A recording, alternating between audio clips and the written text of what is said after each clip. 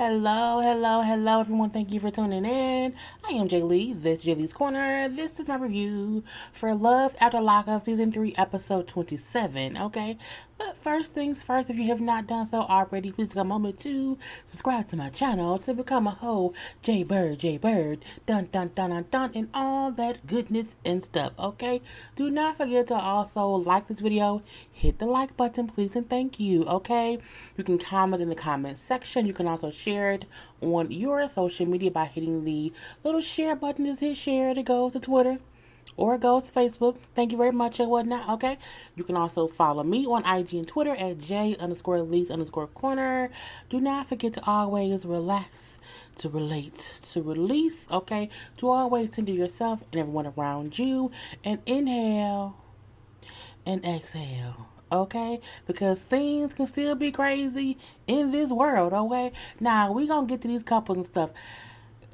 These people on the show need Jesus. Okay, first up we have Amber and Puppy. Okay, now Amber and Puppy still living at Puppy's mama's house. Puppy has been out for a whole week, and this is her first time going out to a club or whatever. Yep, Amber is taking Puppy to meet her friends. I'm like, Now, Puppy still wants to be with Amber. She wants to bang Amber out or whatever. But she is fully aware that Amber is not really trying to be like that with her, how she was in prison. She can tell there's some kind of distance to where Amber is not fully allowing them to grow closer. But I'm like, if you know that, put her out your mama's house or whatever. Now, Amber admits that she does care for Puppy. She does love Puppy, but she has a whole secret that she can't tell nobody just yet. We could always, well, not always, we could almost assume what it is. She got some man that's in jail that she wants to be with or whatever.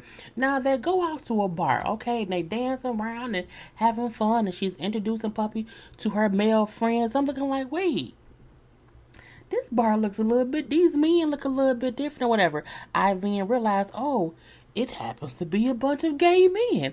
Oh, okay, but I also see females there, so they must be at it's like a regular gay bar, because I've never seen so many gay men in the same place with somebody who is also gay for pay, because let's be truthful, Amber's gay for pay to get live with Puppy's mama. But it was like, okay, that's what it is or whatnot. But then I'm like, wait a minute, okay? Amber, like, is having a good time or whatever. Puppy's having a good time. Amber says how around Puppy she's drunk and gay for her, okay? When I get drunk, I get gay for Puppy. But Amber then goes over and walks around to another group of guys and starts talking to somebody. I'm like, wait, that is Scrap De Leon, okay? That is Scrap De Leon from Love and Hip Hop Atlanta. I'm like, is Scrap in the gay bar? Or is it a straight bar with a lot of gay men? What's going on here? Does all ex-prisoners hang out at this bar? Because Scrap was in prison, Amber was in prison, Puppy was in prison, the other men could have also been in prison. Is this a prison bar? I'm not sure. But I was like, girl, how you know Scrap De Leon from Love and Hip Hop Atlanta? I get they in Georgia, but okay, small world. Now, Puppy brings up how she feels weird, you know what I'm saying, because Amber has now left her alone with her friends who Puppy doesn't know. Because Amber's across the little bar. And she's like, where's Amber? Where's Amber? Because she's sitting there with all these black people, black men and black women who's having a whole good time around her, and she don't know some people. I asked Amber to not leave me alone with strangers, and that's what she did, girl. And she also brings up how Amber likes to get drunk and be gay for me, okay? She likes to get drunk and get gay with me, and it confuses me, but all I want is her hands all over my body. I'm like, then you was okay with her being gay for play, okay? Anyway, we see them go back to her mama's house, and they go in the room or whatever, and they start kissing. Her mama gonna be pissed when she watch this episode back and see they was fucking in that house. The girl don't be fucking in this house. Anyway, we then see Shawn and Destiny, okay? Now, she has to be at court in 10 hours, okay? 10 hours to court time or whatever. And she's up there talking with her sister about, I don't know if I want to go, you know what I'm saying? I don't want Shawn to show up, whatever, because he lied to me and I feel betrayed because he was out here talking to his ex on the phone all the time.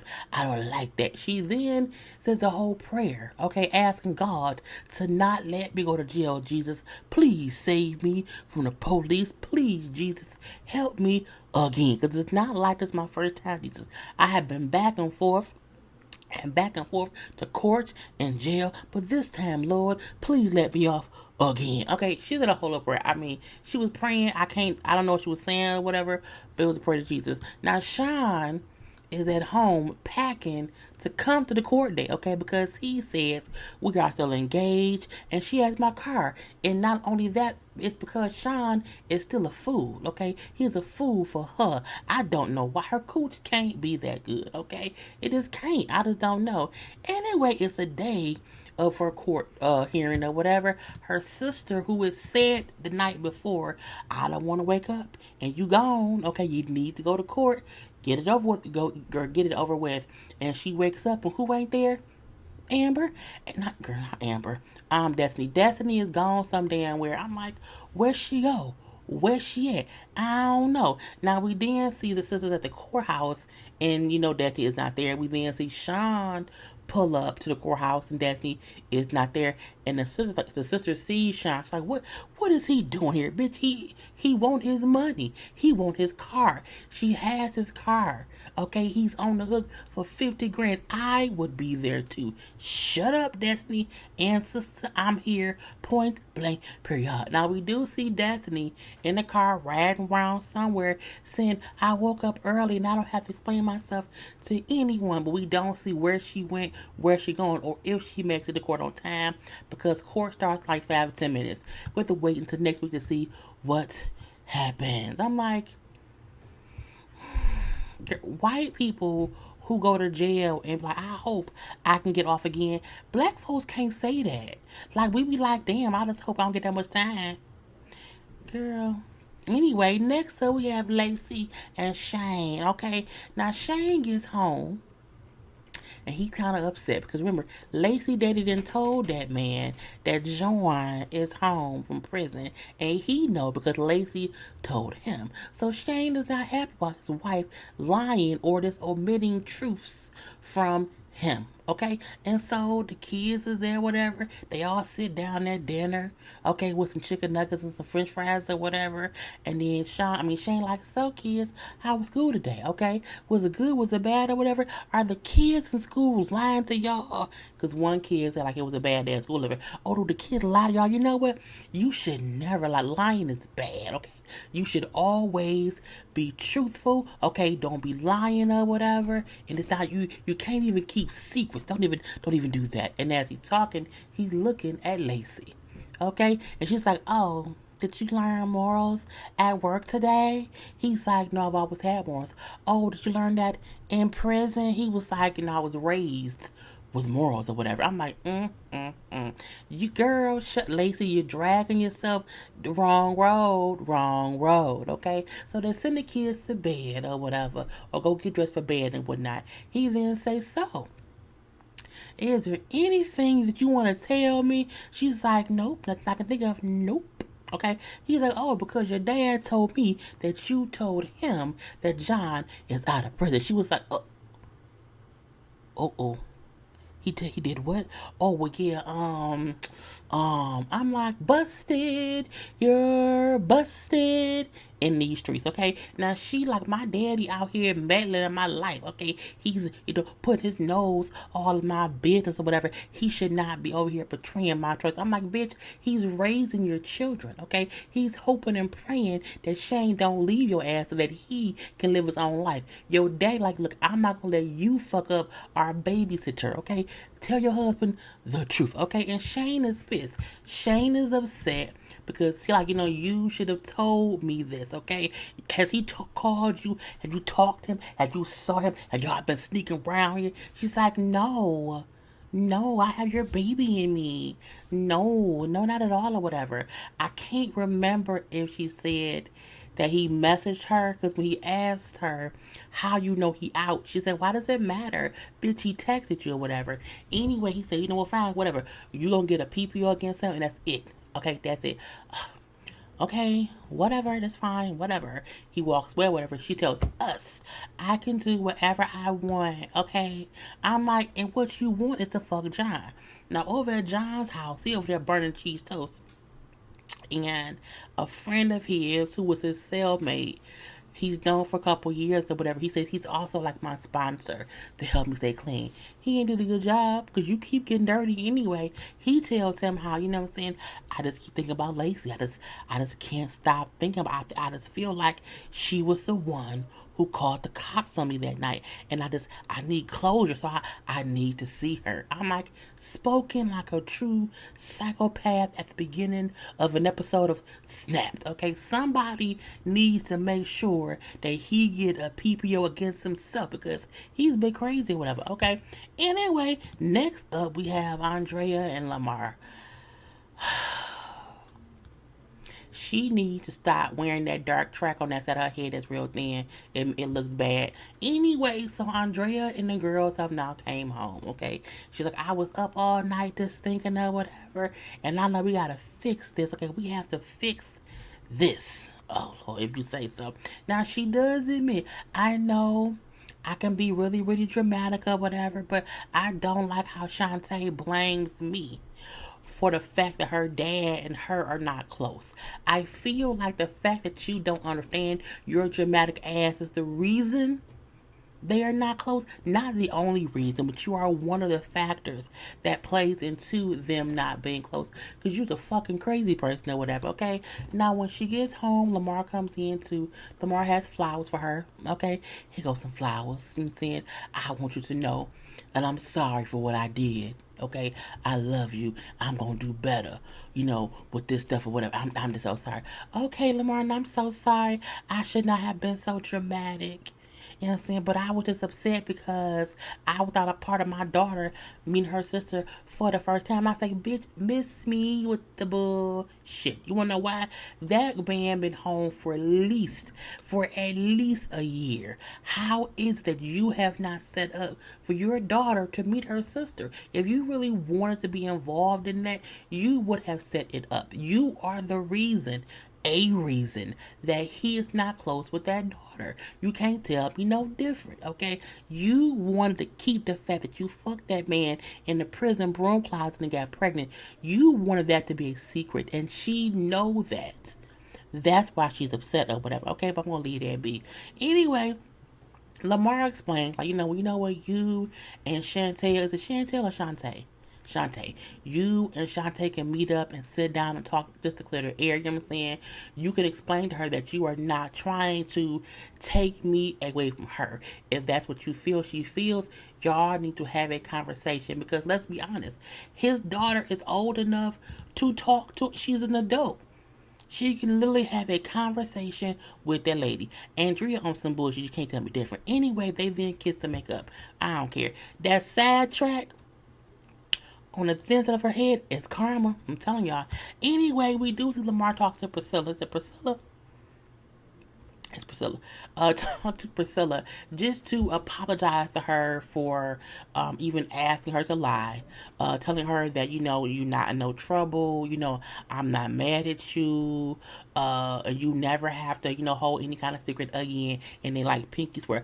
Okay, because I thought you were mad at me. He's like, no, I'm not. No, not at all. Or whatever you were saying. You did not do anything wrong. It was really cute. Okay, it was cute. They then rap a little ditty. Little made up song.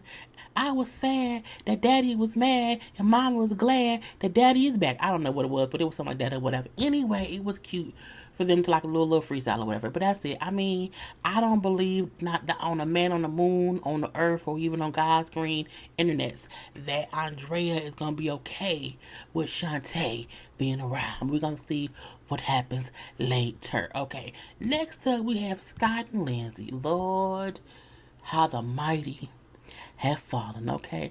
Because, she likes him and, he likes her, and now they both cannot stand each other, okay?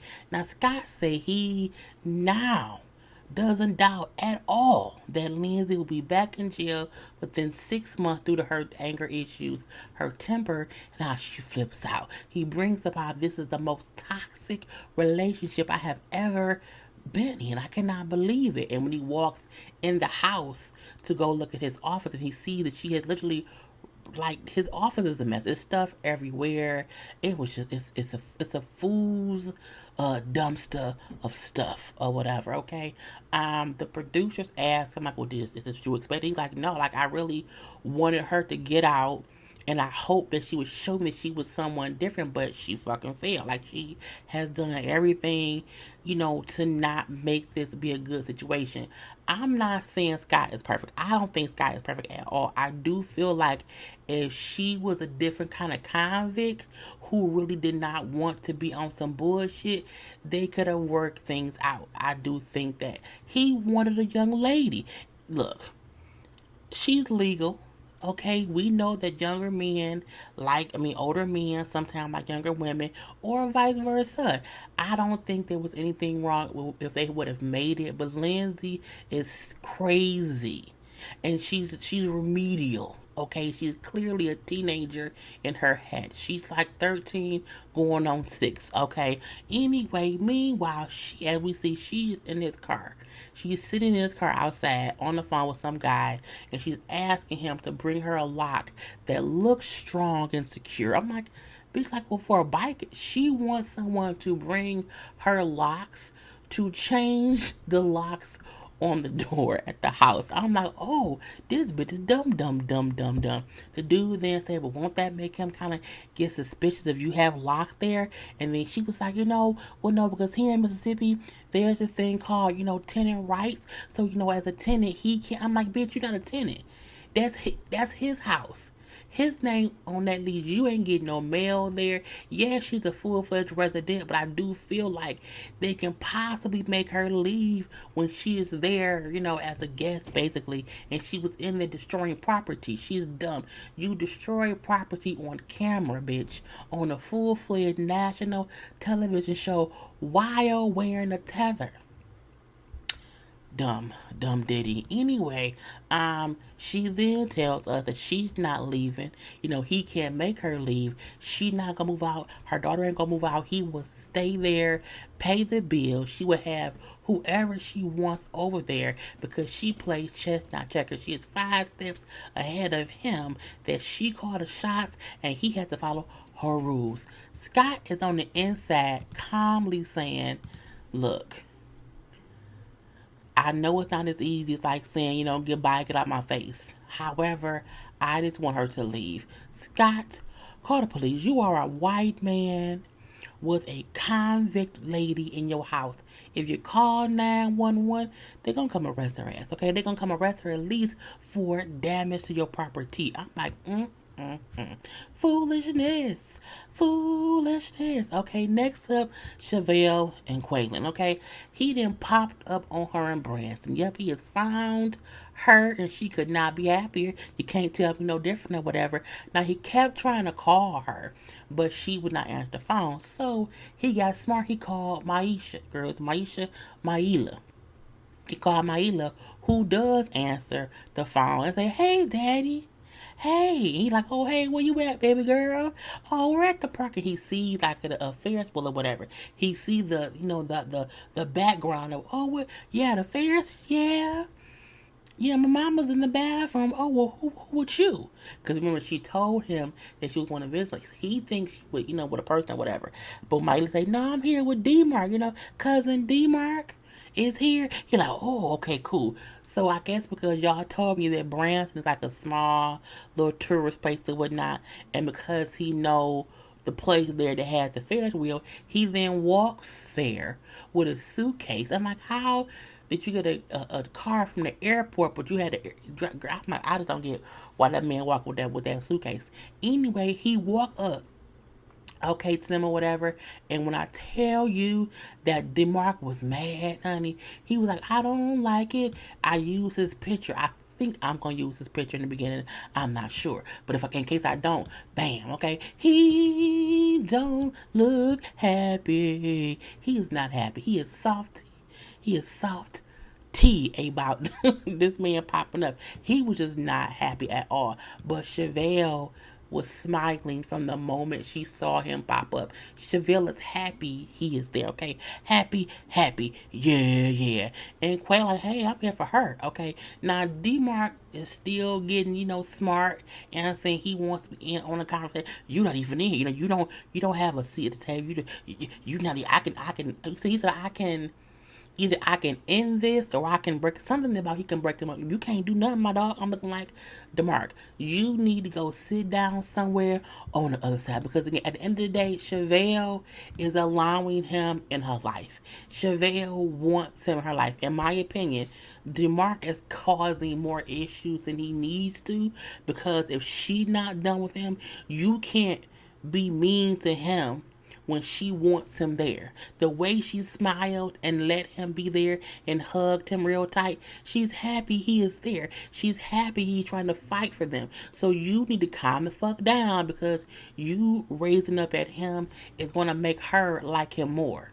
You know what I'm saying? You have to sometimes calm the fuck down. I'm not saying that he's the best thing for her, but you can't force her to not be with him based on you not liking the fact that you think he using her.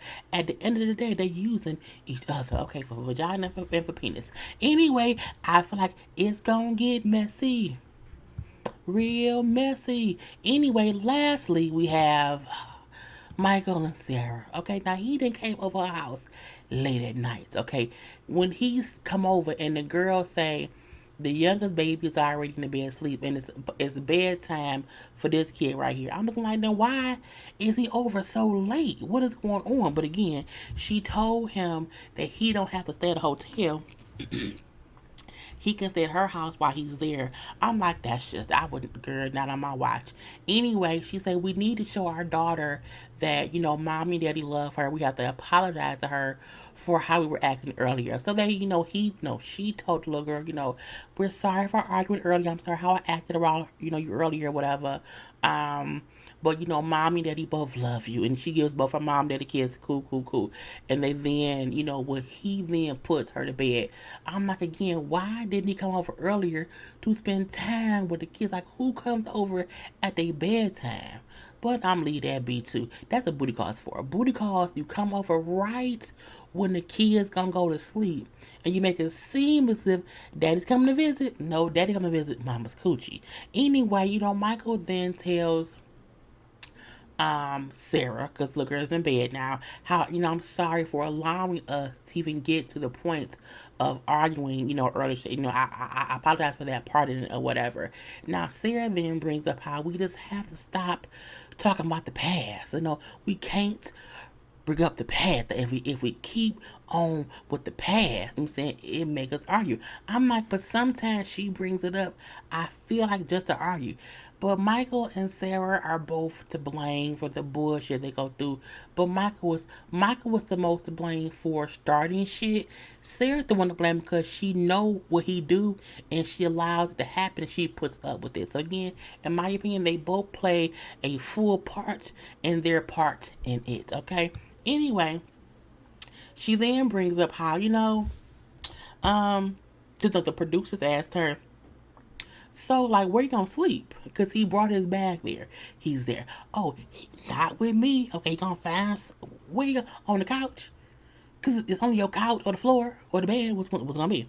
She then says to him how, we will not, okay, be having sex round here, okay? He said, yeah, you're right, we will not have sex, okay? Because we ain't had sex, in a while? She's like, yeah, we ain't had sex in a while. He's like, yeah, but we fucked. I'm like, the fact that you want to bring up that you don't have sex with your wife, but y'all still be fucking. I'm looking like, again, she allows this bullshit ass pattern to go down. Look, I would not even want to joke with my deadbeat baby daddy about us fucking it, because it's not funny. And he then said, we basically in an open marriage. I'm saying, you do things or whatever, I do things or whatever, and if you have someone to fuck, you can use the condoms I left here last time. I was like, you know what, girl, If she like the dick, I love it. I mean, I can't stop her from doing it or whatever. Now, he do tell us that he know for a fact that he can have sex with Sarah anytime he wants. And I believe him. Okay? And that was the whole episode. I'm done, y'all. This is Foolish for the show. Until next week, peace.